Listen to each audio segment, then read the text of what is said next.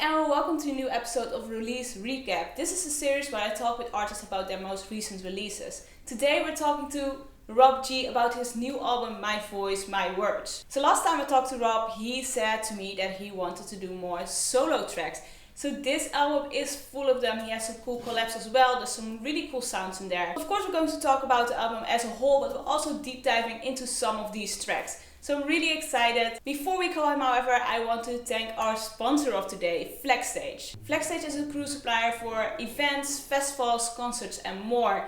They do the biggest festivals. They have done Awakenings, they have done Tomorrowland. They're just a really cool company. So if you need a crew, check them out. If you might want to work at a festival or event in the future, check them out as well. I'll link all their info below. You can follow them on social media for updates. So yes, thank you for sponsoring this video, and let's call Rob. Hello. Oh, hey, what's going on? Oh, this is so much fun. Oh, it's so good to see you. It's so good to see you. Yeah. Rob, I already introduced you, but as always, I'm gonna ask you to say hi to the people watching, maybe say something fun about yourself. So let's do this. I'm excited. Hello, everyone. This is Rob G. That's also Rob G. In the place to be with my homegirl. I don't have a rhyme for that at the moment. But listen to us and you will see. Okay. Let's go. We're gonna talk about your album today. First of all, congratulations again. Thank you so much. Absolutely love it. Let's start to talk a little bit about the title itself and then jump into some of the tracks. Right, okay, cool. Yes. Well, the title is My Voice, My Words, as we all know. It's very you, I have to say, but of course I want to ask you why you chose this title. Yeah, so I went through a couple different versions of this. You know, first it was just like my voice, then it was just my words, but then it was my voice, my words, and then at one point it was a real long title. My voice is hard, my words are core. Which, if you look at the artwork. Mm-hmm. The is hard is in the background, and the art core is also, but grayed out. But the actual name of the album is My Voice, My Words. And you know what it is? Like, I just like, so besides being like a DJ / producer, artist, most guys or girls, or they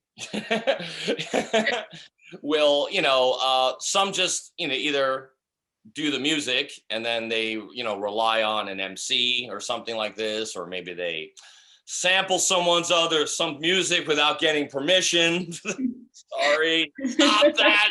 There we go again. Unless it's a bootleg or a DJ tool. Anyway, so whereas I always think of myself as an artist first, and that is what I am, like, okay, DJ, producer, blah blah blah, that's fine. I just like to be an artist, and I approach it that way. So yeah, I have a lot to say, and so these are my voice, my words, and whether it's something funny like Paliwaga Chaga Banka or something like this, or just being silly like I also got a lot of serious things to say, whether they're for positivity or maybe talking about something that's not so nice but maybe brought a positive outcome. Yeah. And so yeah, I just and also because of all the collaborations I've done, like in the past, not that no one didn't know it was me, but like it's like that's why I put some of these collaborations that I did with other people, because it is sometimes when you do the collaboration with the other person, the way Spotify does things, you see that artist page, and yes, if you look, you'll see the other artist. Yeah.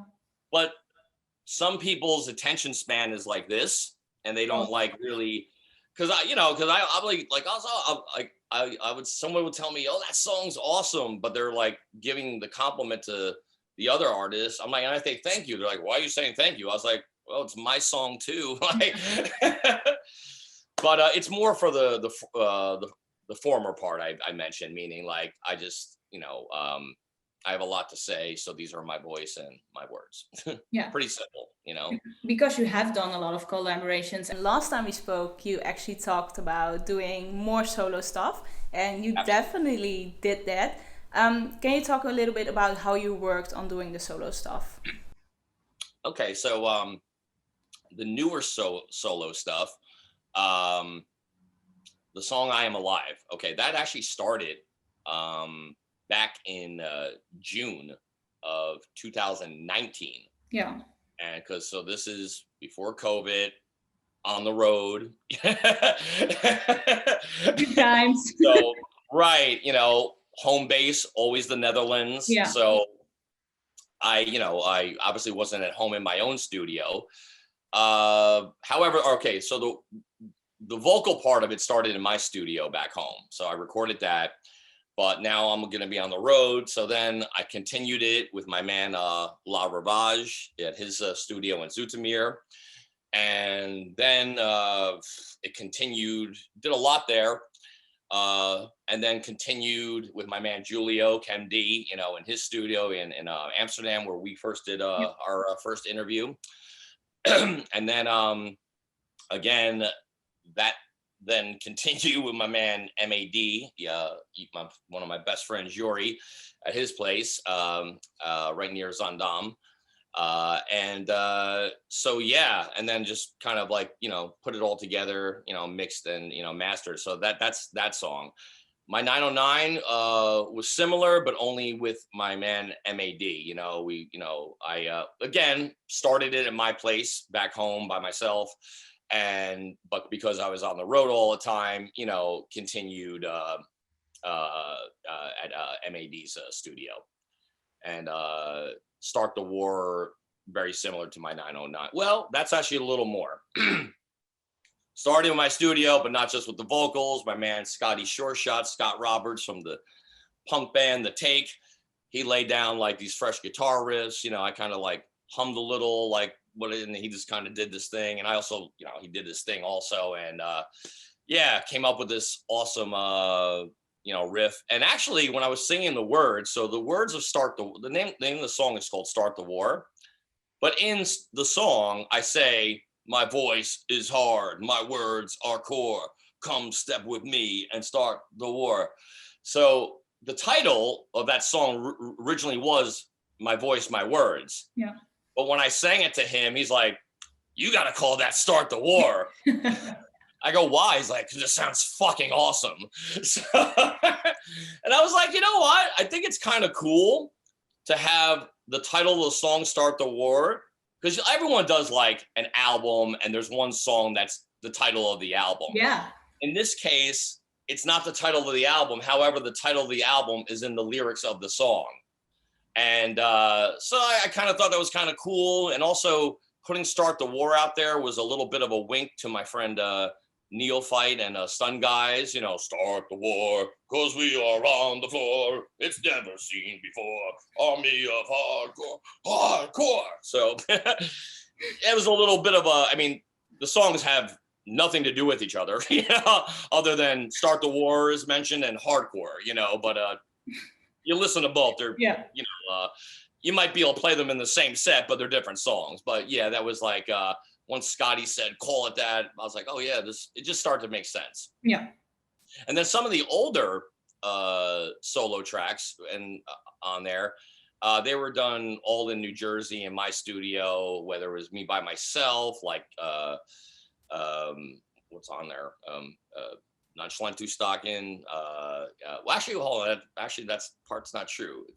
I did it by myself, but that was also before I had a studio back in 1993, engineered at my friend Damon Wild's studio. But like Sex the Fuck Up and ECSASY, Great American Melting, yeah, that was like all done in my my studio back in New Jersey, where like say Great American Melting, that's like a full band. I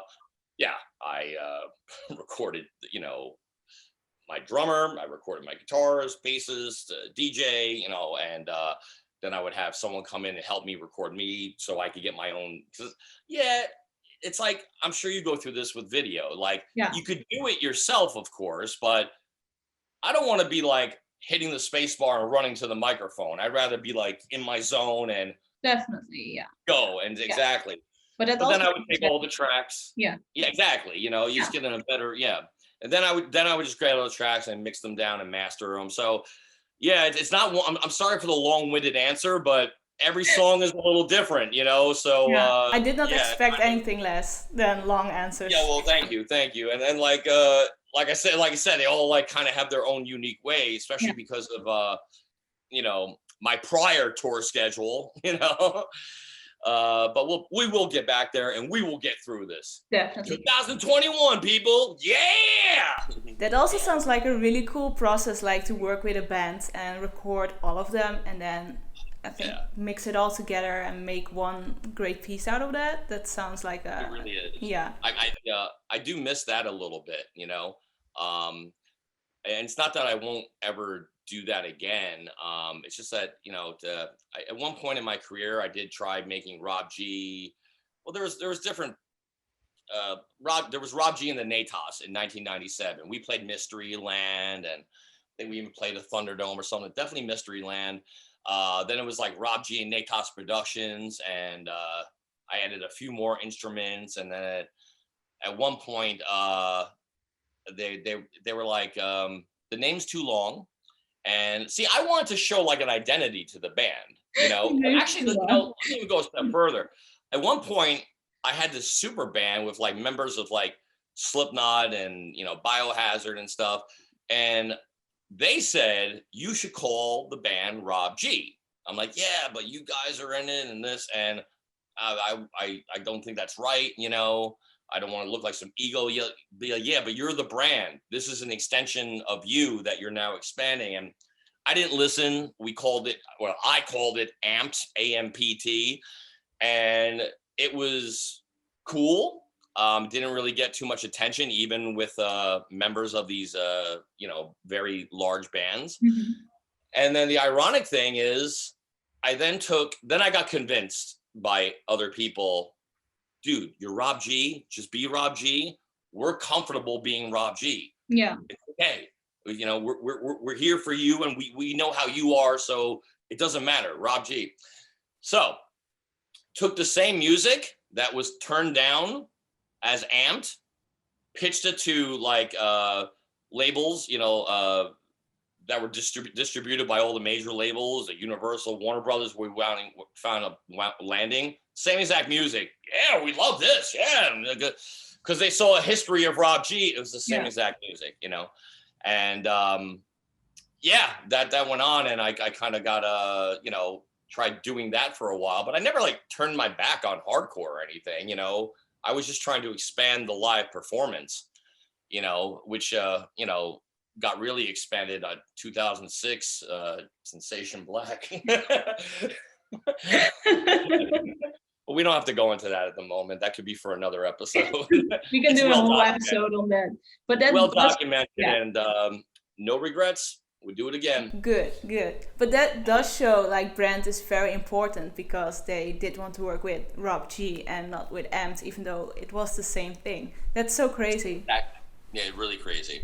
Because we also hear some like old school stuff on some old school sounds on your album.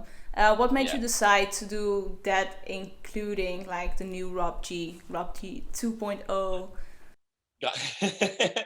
So, well, some of the songs, like the Nonchalant Du Stock and Ode to Vortex, the Sex the Fuck Up, the ECSTASY, sorry, they actually are older songs. But here's the thing. At one point, I got all my rights back to my music, you know, and thank you very much, Duncan Studerheim from ID&T, you know, formerly of ID&T, formerly owner of ID&T. You know, when they started doing the Sensation White, and they weren't so much as focused on hardcore at the late 90s we're talking about. Mm-hmm. Yeah, I got my rights back to that catalog, but I also got my rights back from Lenny D from Industrial Strength. And then actually every label I was on, I got all my rights back, which is really cool. Yeah.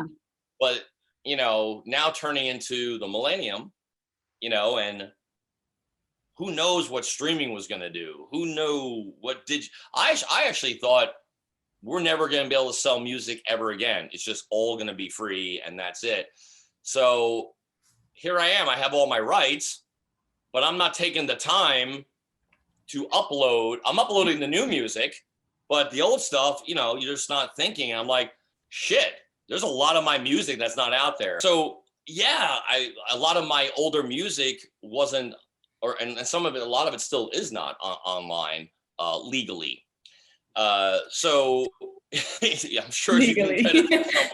Yeah, I'm sure you can go to some pirate website and get whatever Rob G song you want. So on each album, I did this last time with I Am Me, and because I put so many tracks on it, I like to just put in 3 or 4 older tracks so that they're there, you know? And also, there's some people who never heard it before, you know? And they're like, whoa, you took it back. I'm like, well, I took it back because it's from 1993. But probably to answer your question better would be a song like My 909. So that and let me get it. Hold on. It's important. So I went and dug out the 909. So yeah, everyone can see it here. You guys can see it too. All right. Let me put this away. And yeah, I don't know. I was just feeling like very old school, and not just old school hardcore. I was also in a bit of a old school hip hop kind of mood too. And a lot of my older music, and maybe a lot of my music in general, like still has a lot of that feeling, because these are my influences growing up as a kid. I was listening to rap, and I was listening to metal. So that's why you got the rapping. That's why you got the guitars. And I threw in the electronic thing. So yeah, I kind of want to do a little shout out to, my favorite drum machine over there.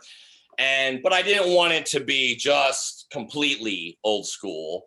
So yeah, the 909 kicks in there, but there's some other kicks in there as well, because I want to, have a fresh face on it, and also meld the two styles, or whatever, multi-styles together, because and I know we've spoken about this before, like there's so many people, like they hear one kind of kick drum, like, oh, this is shit.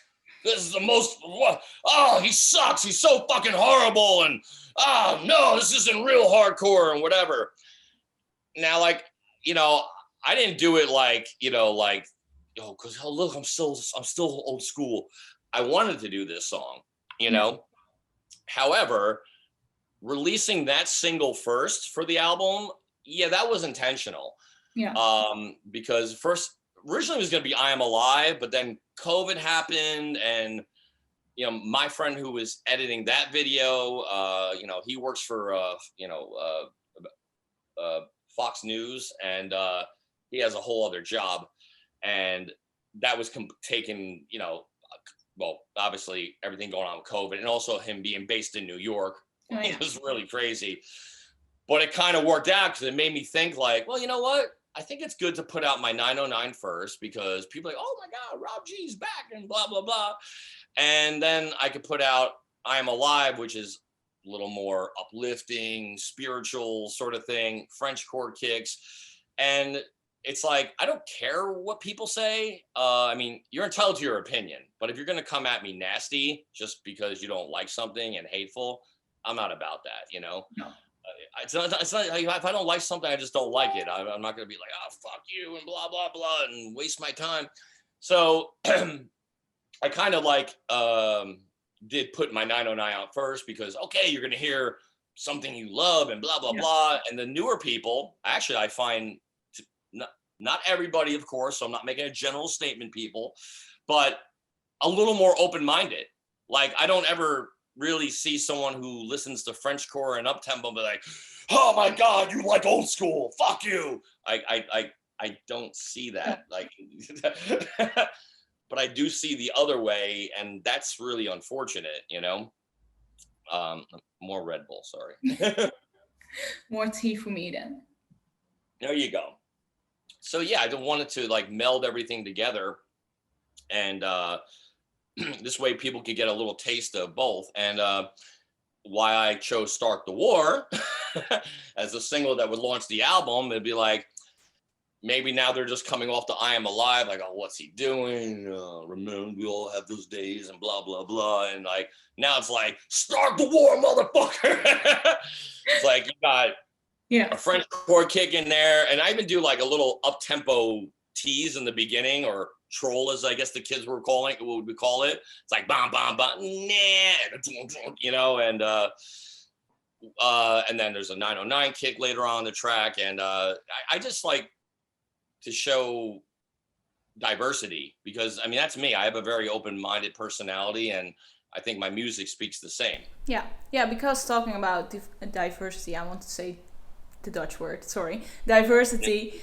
You also, as you said, have a lot of hip hop and rock influences, which you also hear in the album. So I really like that, honestly. I love it when people mix genres together, especially rock music, because I used to listen to that a lot as well. My dad is a big rock lover, but how do you mix that? Like, for you, how does that work? Do you start with like this idea for a rock song and then make it into hardcore, or do you hear this like work on this hardcore track and then mix into the rock music? Or Before I answer that, I just want to give a shout out to my Jersey homeboys, My Chemical Romance. oh my god, I was such a big fan. 14-year-old I might be a fan of them. That someone might be you. Oh my god, yeah. I remember being 16, going to a concert here. I was crying. Yeah, I know the original drummer very well, who was with them when they blew up. Yeah. The other guys I've met, I don't really know them personally. Like, I know the guys from System of a Down, or Slipknot, but I have met them, and they are really nice guys. I'm jealous. We're from like neighboring neighborhoods. We're like, we're all from like. I'm originally from Harrison. I think some of those guys from Belleville and Kearney. It's all the same area. We used to go to this club called Tequila Joe's, and yeah, it was owned by my boy Tequila Joe. But to answer your question, because I could definitely go off on a tangent. Oh, we can do that sometime. We'll just do a whole long podcast of just talking about shit like that one time. It happens. Okay, so Start the War. This started on a plane. I think I was flying to Berlin, and I was just like, I just started like, I don't know, people sitting next to me, it was like, because I don't even have headphones on, I'm just like bopping my head, and like, they're like, what's going on with this guy? And I just started saying, my voice is hard. And then I started typing my notes, and I started getting this like riff in my head. So then I pull out the voice memo and start, and so I don't forget it. I used to, I guess this is where age starts to show a little bit, even though I hate to say it, but because I used to like not write down anything or record anything, and I knew it. Yeah.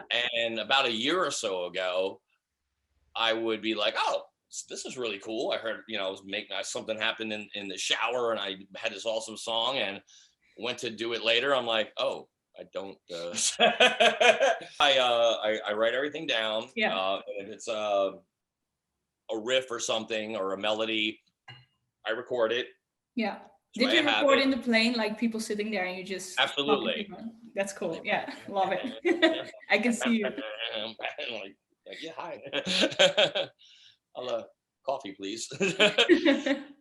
So and then Start the War. So that started, first just as like a hardcore metal song. Mm-hmm. It was just the vocals and the guitar and blah blah blah, but then I started to incorporate the electronics, and that song was interesting because I like to work at 200 BPMs. I just think it's a good place because you could break it down to 100, like it's a nice flow for hip hop or whatever. And then you got the people who are doing up tempo, where if they want to pitch it up, it's easy. But you got the people that are doing mainstream, that's not too fast for them either. And I just always like it. If you look at most of my music, it's give or take 200 BPMs. I've done 195 to whatever. And but when I was doing this, the chorus is 130. I tried singing it at 200, and it sounded good, but not as good as my voice, letting everything breathe. So I was like, fuck it. We're going to have the DJ intro at 200. I'm going to break it down to 130, then the drop and build it up where you don't even really realize it, and it kicks in at 200. Then the verse in the middle of the song is also 200, back to another 200 drop, and then back to 130 for the chorus. But then at that point, just to go ape shit, I kick it in at fucking 260, and I have like old school terror kicks in there. I threw some peep kicks in there. Why not? A little bit of, you know, a fucking snare drum that would knock the shit out of your fucking head. And then as that makes a climax, it just kind of slows back down to 200. So people can mix out of it. Yeah. That's something I used to not do. I used to not give a fuck. And I used to have these weird intros or whatever. But I noticed like people would love the DJs I'm talking about now, even some of my good friend peers, they would love the song, but they wouldn't be able to play it because I got this weird fucking intro and it's when it was vinyl, it was different because, okay, I could skip past this, and you could do it on the CDJ, of course, you know, and you could even but some people are lazy. They want the song just to start there. Not everybody, but some people are. So I was like, you know what? Fuck it. That's the one thing I did conform to, a DJ intro and a DJ outro for the newer stuff, at least. Yeah. That's about it. And my 909, similar, kind of sang it in a hip hop thing, and you know, got the 909 going, and just evolved from there. Yeah. So it's just a process for you every time, and just comes from inspiration, and then flows from there. Yeah, and sometimes it starts with the melody, and I got this awesome melody, and I don't even know what I'm gonna say, and then I write lyrics to that later. So yeah, I definitely don't have a formula. So, you know, the album came out like almost a week ago now, 5 days ago, Monday, right? Hardtunes it came out on Hardtunes Monday, and today, Black Friday. Yeah. It's on Spotify. It's on iTunes. It's on Beatport, and it's everywhere now. Amazon, everywhere. Everybody that's watching this like next week, go check it out. Just remember, it's been out for 2 weeks. Yeah, definitely. But like, how have the reactions been so far? Oh, they've been really good. I've been very happy. A lot, like you just said, a lot of people are really appreciating the diversity. Yeah. And they like that there's new stuff, and then there's old stuff on there.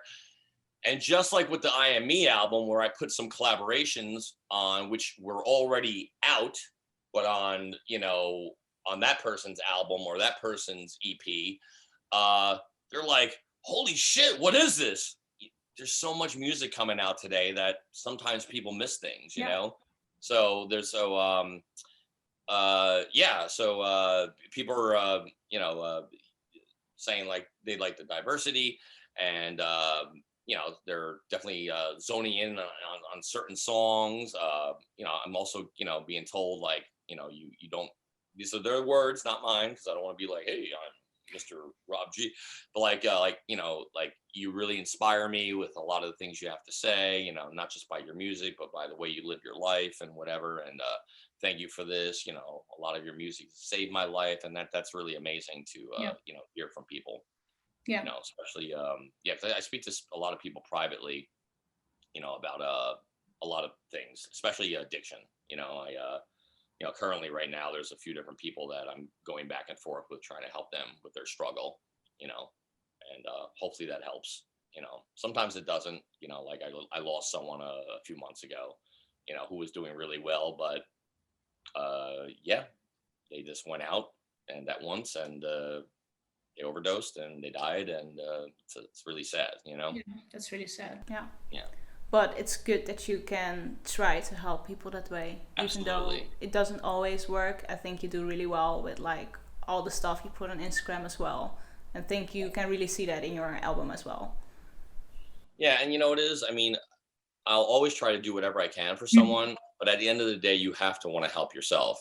And I say this from experience, listen, when I was going through what I was going through, I was so remorseful every time. I would be going to the liquor store, like at 10 o'clock in the morning, crying, knowing how wrong this was, knowing how upset it would be, making my mother when she called me later on that day. And I was like, whoa, and even though I knew I didn't stop, because it just gets a hold of you, and you have to fight really hard to get to that point to, I was already at the point of like, I have a problem and I want to stop, but then sometimes it's really hard to, stop. And then once you do, you just have to accept that this is it, and I always make this comparison to like an allergy. I don't mean like addiction is an allergy, but I think of it like an allergy. It's like the doctor tells you you're allergic to strawberries. You don't eat strawberries. It's like, well, I'm not going to, let me try to eat a strawberry and maybe my throat will close and maybe I'll die. You don't do that. So,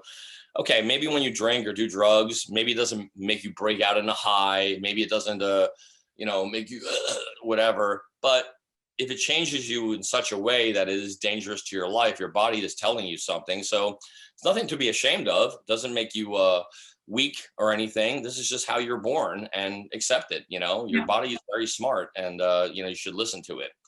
And once you could accept that, and not think, oh, well, I'm not going to be cool anymore, and how am I going to party? If you can get past all that, which is what I really try to enforce in everyone, I think, you could I think you get through it. Yeah, I think that's amazing advice for everybody listening. I want to talk a little bit about the future. Now we've had a lot of talk about the past and of course about the album. So after everything you've done the last few weeks, last few months, what are you up to now? Do you have any specific plans, or are you thinking we'll see what happens? Well, the first thing I'm doing, and this will probably be going on while we're airing it, is I'm going to Aruba. Yeah. You're still there when this is airing. Yeah, I'm leaving December 3rd. I come back on December 10th. Okay, yeah, I think this will go up the 8th, so yeah. Yeah, I think you said that. So I'll be watching it with a virgin pina colada in my hand. Alcohol, of course. That's first, but and I'm not trying to, I'm going to Aruba. I mean, okay, yeah, I'm going to Aruba, but I always travel for my job. And yes, especially when I go to like, obviously Holland's always my home base when I'm doing my touring. But when I go to Italy, I always make an extended stay, and hang with my homies, the Sickest Squad and Andy the Core, and we eat a lot of Italian food. But there's always work involved, whether it's a studio, whether it's a show. So honestly, this is the first holiday that's straight up just a holiday that I probably have taken in 20 years, maybe. You deserve it. Thank you. Yeah, you do. Yeah. So I think that's going to be good, just to decompress and really, shut the world out a little bit. Yeah. But when I get back, I already got so many new songs that I currently I'm working on a collab with Anger Noiser. Cool. Yeah. So we're gonna do a little old school meets fucking up tempo sort of fucking vibe. Me, System Overload, and Insane S, who we have a track together on this album called Old and New School. Mm-hmm. We're doing something we already started. In fact, we're getting very close to working on finishing that.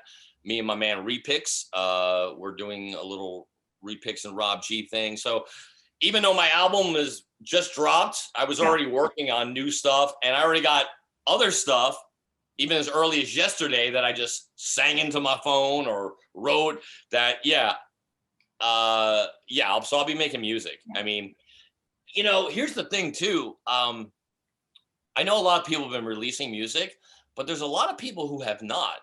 True. And again, I'm not going to call people out, but they're like, well, why should I release music? There's no festivals and there's no this and that. And I'm like, don't you love making music? Like, this is my passion. Yeah. Like, I don't want this to happen, but let's just pretend there's never another festival or show ever Don't again. say that. In some weird, real fucked up parallel that we never want to happen and never will happen universe, I would still be making music. Yeah. I love making music. And I don't understand why someone wouldn't want to write something and, record and put something out. It blows my mind that, I don't know. It makes me question their motive for making music in the first place. Yeah. Is it just for this? Because this is how I make a living, and it's okay. I always say this thing, to live your dream, you have to be able to make a living at it, you know? Yeah. So you should never feel guilty about accepting, money for, living your dream. This is your job. But at the same time, if that's the only reason, I think you should find another line of work, because music is art. And I think you have to feel passionate about it and have passion for it to do this. Yeah, I also think that's good advice. What you said about when you want to like live your dream, you have to make a living, because I know that especially a lot of beginners, and I myself struggle with this as well. Of course, making videos, not music, right. But accepting, but mostly asking for money. When somebody's like, "Oh, do you want to host this, or do you want to make this video?" I'm like, "Yeah, but I kind of want you to pay me, but I don't want to ask." So yeah, that's something I struggle with personally, but I've been getting better at it. But yeah, I think, I can relate, because I'm better at it now, especially now because I have a little bit of a buffer with 100% hardcore, but so merchandise. Yeah. Listen, I love giving things away, but I used to give everything away. And yeah, and I to the point where I felt I had to, and then like, I would go out with my friends who are performing in bands, and they get up there, they set all their stuff up, and they got their merchandise stand, and their fans, like, they don't want you to they don't want a free t-shirt. They want to buy that t-shirt. They want to buy that, like, they want to show support. And yes, we definitely do have a lot of people in our scene who love to support the artists, but there's a lot of people who think, no, I saw you at Dominator. You should give me a free CD. You should give me like there's some entitlement, and that is weird. You know. Also, definitely showing now that there's no festivals. People complaining about having to pay for streams and sets and merch, and I'm like, these people have to make money. Why are you complaining about something that's €10? Like, if you don't want to watch it, sure, but yeah, it's like very entitled. Yeah, and you know what it is too? I think, again, not all, so don't, unless it applies to you, what the fuck did you say? But I think there's a perception that just because you're a DJ, you're so rich and so famous and blah, blah, blah. Like, that's not necessarily the case. I've been making a living professionally for 27 years, and God bless me. I have a nice home. It's also 27 years of work. Yeah. But it's not a big mansion. I don't got 7 Ferraris sitting in the garage or something like this. I don't got my other house in Los Angeles and my other my private island. And my bills are paid. Yeah. And I do what I do, and I but I think there's some people who think, oh, you're fucking so rich. Why can't you just give this to me? And I remember one thing happened 5 years ago, and I was really hurt by it. So, and I don't want to go into too much detail, but in 2015, my grandmother died, AKA Gma, and the whole world knew her. Yeah. Before you and I met. Yeah. And, but she was, I would always take pictures with her. And, I remember one time I said, Grandma, what kind of music do you like? And she's like, hardcore, in this big video on Instagram or whatever. And she was great. Well, leading up into her death, she was in a hospital and then out of a hospital, but then in this thing that the doctors say, oh, you're not healthy enough to go home, but you're not sick enough to stay in the hospital. So we got this other thing that you stay in. But we also are going to take your health insurance, not just your health insurance, your life insurance, you're this. So, and it's really fucked up, actually. It's like, it's just a business to like these organizations, Yeah. And before we got like wind of it, like all of a sudden, like there was all this like, funds that would have paid for her funeral that we did have that were gone. So when she passed, and it was I remember I was there. I mean, when it happened, I was trying to give her CPR and bring her back to life until the the paramedics came, and it was, I really feel like I watched her, soul go to a better place. But when it came to the funeral, it was like, it's just, my mother, my father's been out of the picture for a very long time. So it's just my mom doing her thing at her house. It's just me and, well, Buster Black, of course, There he is. He's taking a little snooze though. And so we actually had a bit of an issue paying for the funeral. Yeah. And I didn't want to do this because I was embarrassed, but I had a bunch of friends say, Rob, you should do a GoFundMe page for this. Everyone loves your grandmother. Everyone knows what kind of person you are. And I was like, yeah, but, and I don't mean embarrassed, like, oh, I want to have the reputation of I'm Rob G. Yeah. I just didn't want to be like, oh, give me money, or this sort of thing. Anyway, I got convinced. I wrote this really nice thing, and a lot of people gave money. It didn't cover all of it, and that's okay, because it was, I think we raised at least like $5,000, and that was a big help. And then the funeral director let us pay the rest off in a year. Now, the reason I go into this story, there was only, I think, 1 or 2 people, but there were some people who's like, how dare you ask for money for bills when you're a DJ? We have bills too. And like, listen, I didn't fucking show up in your inbox. I put it on my page. Yeah. You read it and wanted to give, you could. If you didn't, that's fine also. I didn't I didn't send a mass email out and try to put people on the spot. It was just through posting on my social media. But like, yeah, this person, she came at me like, how dare you? Like I was so evil, like I was scamming or something like that. I was like, yo, don't have it. Sorry, and like, but like for you to think like we're like, living on this high mountain somewhere or whatever, I'm sorry, even people you might see on TV or social media might go through a rough time. And, like I said, and there's even more details of why that particular situation happened, with the funds. But like I said, I really don't want to badmouth someone else in my family, not my mother, but someone else who might or might not have stolen something, but anyway, and like, so I don't mean to go on this long thing, but like, yeah, like I think like when people are complaining about streaming or downloading, it's like, you have no problem paying for a cappuccino that costs €4 or something that it's going to be gone in 15 minutes or something, or if you're the person who pops some ecstasy, you don't mind paying that. And, but we're going to give you a t-shirt that's maybe going to last almost forever, music that's definitely going to last forever.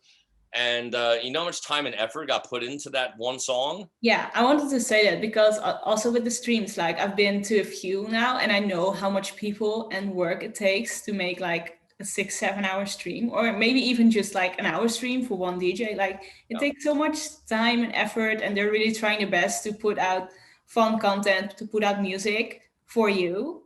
And then you complain about like paying a small price. So weird to me. You don't complain about paying for your coffee or for your whatever, right? It's just normal. No. You don't complain about buying a t-shirt at H&M that costs money as well, right? Right. Yeah. So weird. Yeah, and then also, I would say most of these people don't complain for the very large ticket price to go to a festival. Now, granted, of course you're getting the festival, but I don't think any DJ is charging festival prices for their streams, No, definitely not. And also, do you know what's going on right now? How like everyone is, out of work, Struggling a lot. Yeah. Yeah. It is what it is. And not, and not everyone, can find another job, and like, it's just unfortunate. It's not everyone, of course, but there's a lot of people who really like, have this sense of entitlement. Like we know the music's for us and you should just give it to us for free. Yeah. And well, if you have a problem, go get a job, and give us the music for free. So now you want me to go work a 9-to-5 job so I can pay my bills, which is fine. I respect that. But then also find time to give you a free stream. Yeah. Oh, And I would probably say most of these DJs that are doing these streams and asking, you know, just for a small donation, they probably already have given so much away for free. Yeah. So, you know, for people who ever feel entitlement, I'm sorry, fuck you. And that's a good ending, I think.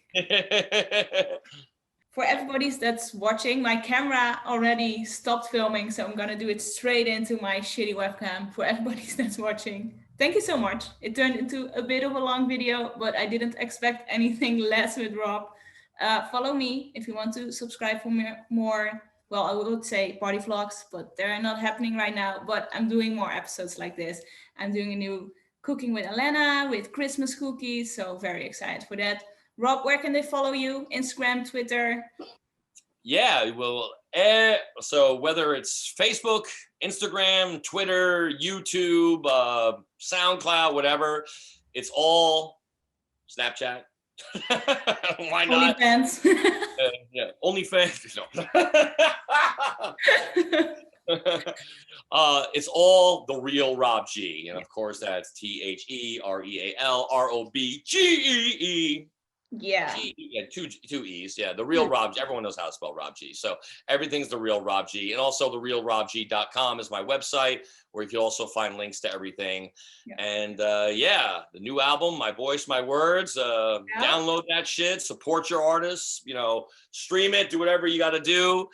If you really can't afford it, okay, go download it somewhere so you can have it or ask a friend. Yeah. But if you can spare the cash, you know, come on. 10 euros for 20 tracks, 50 cents a track on Hard Tunes. Come on. That's a bargain. It's a good price. That's 2 Starbucks coffees. Come on. It'll last forever. Okay, guys. Thank you so much for watching and see you soon. Yay. We did it. We did it and cut.